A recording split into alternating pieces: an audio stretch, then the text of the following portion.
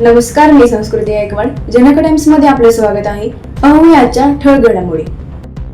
मागच्या 6 दिवसापासून मी ज्या गोष्टीची वाट बघत होतो, आज 10:50 माझा नंबर लागलेला आहे. 293 अनुने प्रस्तावावर चर्चा करण्यासाठी मी आज खऱ्या अर्थाने तो उभा आहे. आपण बघितलं असेल, या महाराष्ट्रातील शेतकऱ्यांची जी परिस्थिती आहे, ती परिस्थिती एप्रिल पासून 28 एप्रिल पासून जे पावसाळा सुरू झालाय ते ऑगस्ट पर्यंत हा पावसाळा चाललेला आहे. सप्टेंबर महिना असो ऑक्टोबर महिन्यापर्यंत, आणि अतिवृष्टीचा खूप मोठ्या प्रमाणावर नुकसान या माझ्या महाराष्ट्रातील शेतकऱ्यांचं झालेलं आहे. माझ्या हिंगोली जिल्ह्यात सुद्धा आज आपण बघितलं असन की अतिवृष्टीमुळं हळदीसारखं पीक असन, सोयाबीन असन, कापूस असन, ऊस असन, या सगळ्या पिकांचं खूप मोठ्या प्रमाणावर नुकसान झालेलं आहे. आणि त्यामुळे शेतकरी खऱ्या अर्थानं तिथं देशोधडीला लागलेला होता. पण आपण तिथं सांगत असताना एवढंच सांगता येईल, जर या खऱ्या अर्थानं शेतकऱ्यांची ही अवस्था जर आपल्याला कमी करायची असेल तर सहकार मंत्री आपल्या समोर बसलेले आहेत. लवकरात लवकर अध्यक्ष महोदय, सहकार मंत्र्यानं कर्जमाफीचा प्रस्ताव तयार केला पाहिजे. शेतकऱ्याला सरसकट कर्जमाफी जर दिली तर खऱ्या अर्थानं शेतकरी इथं उभा राहू शकतो. आज बघितलं असेल आपण की मागच्या 10 वर्षाखाली सोयाबीनचा भाव सारखाच होता, कापसाचा भाव त्याच पद्धतीने होता, आणि आज 10 वर्षानंतर बाकी सगळ्या गोष्टीचे भाव वाढलेले असताना शेतकऱ्याचा सोयाबीनचा भाव असू द्या, कापसाचा भाव असू द्या, ऊसाचा भाव असू द्या, हा सारखाच ठेवण्यात आलेला आहे. जर आपण किमान आधारभूत किमतीनं जरी बघितलं असेल तर त्यापेक्षा शेतकऱ्यांना जास्त भाव मिळायला पाहिजे होता. पण आज 10-12 वर्षानंतर सुद्धा शेतकऱ्याचा भाव हा सारखाच शेतीमालांचा असलेला आहे. आज आपण बघितलं असेल की पीक विम्याच्या बाबतीमध्ये तीच परिस्थिती आहे. माझ्यासारख्या कार्यकर्त्याला तिथं कोर्टामध्ये जावं लागलं, पण माझ्या हिंगोली जिल्ह्याचा पीक विमा अजूनही मिळालेला नाही. आणि या पीक विमा कंपनीची जी मनमानी चालू आहे त्याबद्दल सुद्धा आपण शासन स्तरावर तिथं काहीतरी वेगळे प्रयत्न केले पाहिजे. आज आपण बघितलं असेल की शेतकऱ्यांची कर्जमाफी ही सगळ्यात महत्वाचं बाब त्या माध्यमातून करता येईल. वन्य प्राण्यांच्या बाबतीमध्ये आज आता 10:30 वाजता सुद्धा मला शेतकऱ्यांचे फोन येत होते की आपल्या हिंगोली जिल्ह्यामध्ये आमच्या इथं वन्य प्राण्यांचं खूप मोठं माध्यमातून खूप मोठं नुकसान त्या शेतकऱ्यांचं होत असते. रोही असतील, हरणं असतील, तिथं रानडुकरं असतील, त्या सगळ्यांच्या याच्यातून आपल्या शेतकऱ्यांचं खूप मोठं नुकसान होत असते. आणि या शेतकऱ्यांना तिथं कंपाऊंड वॉलची अत्यंत आवश्यकता आहे. मी आपल्या मार्फत सरकारला विनंती करतोय की या शेतकऱ्यांना तिथं खऱ्या अर्थानं तिथं त्यांना कंपाऊंड वॉल तिथं शेतकऱ्याला दिलं पाहिजे. मागेल त्याला सोलार योजना ही आपण फक्त जाहीर केली, पण शेतकऱ्याला खऱ्या अर्थानं तिथं सोलार पंप भेटत नाहीत. जर सोलार पंप भेटले तर त्या कंपनीचे लोक त्याला बसवायला येत नाहीत, त्यांचं रिपेअरिंगला येत नाहीत, आणि आज शेतकरी मेटाकुटीला येत त्या माध्यमातून येत आहे. आज आपण तिथं हे सगळं करत असताना आपल्या स्थानिक स्वराज्य संस्थेच्या निवडणुका सुद्धा 2 दिवस कमी असताना वाढायचं तिथं वाढलेले आहेत.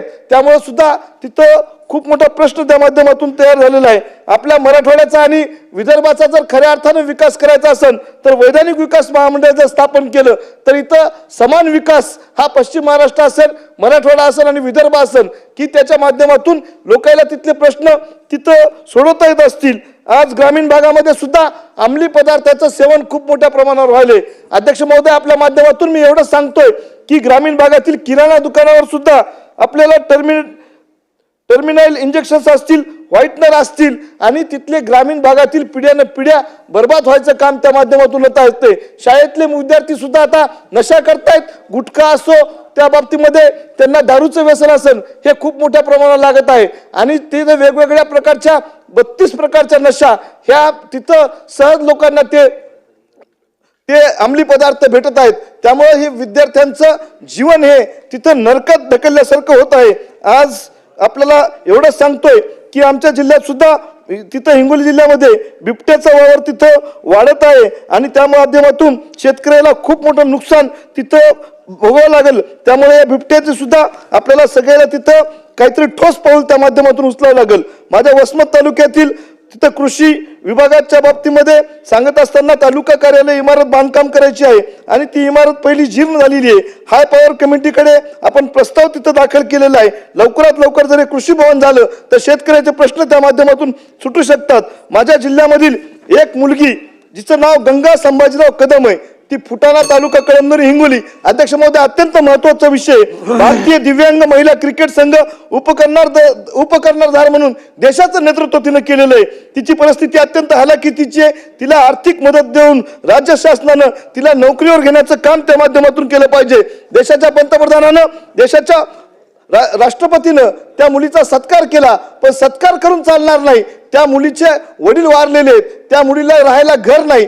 त्या मुलीला जर आपण तिथं, ती भारताची कर्जदार उद्या होऊ शकते आणि तिथं तिला सुद्धा आपण राज्य सरकारनं तिथं नोकरी देऊन तिथं काम केलं पाहिजे. आज महात्मा गांधी राष्ट्रीय रोजगार हमी योजनेच्या MREGSच्या बाबतीमधून ऑनगोईंग जे कामं चालू आहेत त्याच्यामध्ये मर्यादित वाढ करण्यासाठी कारवाई करण्याबाबत आपण तिथं पावले उचलली पाहिजे. 20 कामाची मर्यादा ठेवलेली आहे, त्यामुळे नवीन मंजूर झालेली कामे सुद्धा करून मास्टर काढणे पंचायत समिती स्तरावर बंद केलेलं आहे. यामध्ये व्यक्तिगत लाभाच्या योजना, ज्या सिंचन विहिरी असतील, गोठ्या असतील, पांढरे रस्ते असतील, याचाही समावेश त्या माध्यमातून करावा. आणि हे ऑनगोईंगची जी मर्यादा आहे ती मर्यादा वाढून 20 कामाची मर्यादा 50 वर नेण्यात यावी. आणि गोठ्याचे पैसे अजून लोकांना भेटत नाहीयेत, तिथं सिंचन विहिरीचे प्रश्न तिथं त्या माध्यमातून उभं राहिलेला आहे. आज आपले सरकार सेवा केंद्र, संगणक तज्ञ, ब्लॉक व्यवस्थापन BM कर्मचारी आहेत, त्यांचा सुद्धा एक प्रश्न आहे. त्यांनी सुद्धा बेमुदत अन्न त्याग व जलत्याग तिथं केलेला आहे.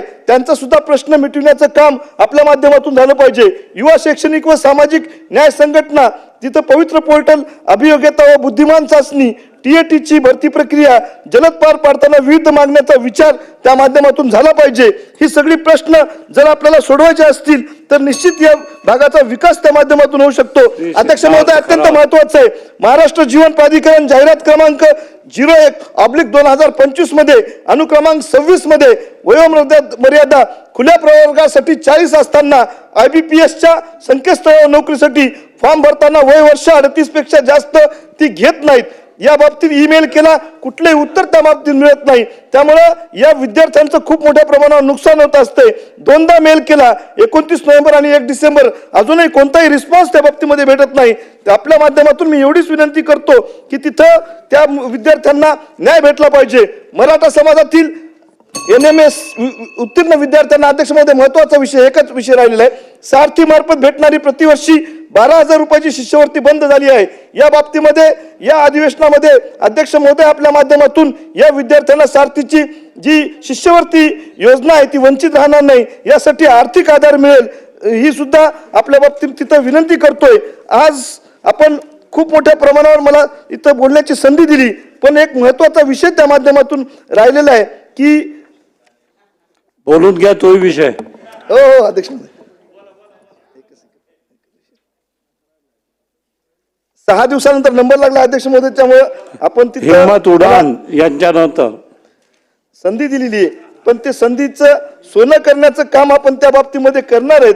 जे काही प्रश्न आहेत ते शेतकऱ्याचे प्रश्न असू द्या, ग्रामीण भागातील लोकांचे प्रश्न असू द्या, हे प्रश्न सोडविण्यासाठीच एक सभागृह आहे. आणि मागच्या 6 वर्षापासून मी हे प्रयत्न करतोय. आणि हिवाळी अधिवेशनामध्ये तुम्ही सगळेजण नवीन निवडून आलेत म्हणून तुम्हाला सांगायलो, मागच्या टर्मला 19 मध्ये मी ज्यावेळेस नवीन निवडून आलो असतो 11:30 वाजता भाषण केलं होतं आणि बाबासाहेब पाटील आणि राजेश पाटील इथं तुम्ही दोघे इथं आहेत, ते 19 मध्ये मी इथं मांडलेले सगळे प्रश्न मी 5 वर्षामध्ये पूर्ण केलेले.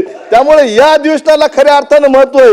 शेतकऱ्यांचे प्रश्न, सामान्य लोकांचे प्रश्न, महिलांचे प्रश्न, तरुणांचे प्रश्न यांना न्याय मिळवून देणारं सभागृह आहे. अध्यक्ष महोदय, मी आपल्या मार्फत एवढीच विनंती करतो, जे प्रश्न मी या सभागृहामध्ये मांडलेत ते शेतकऱ्यांचे प्रश्न सोडविण्यासाठी आपण सरकारला दबाव टाकला पाहिजे. धन्यवाद. तुम्ही निवडून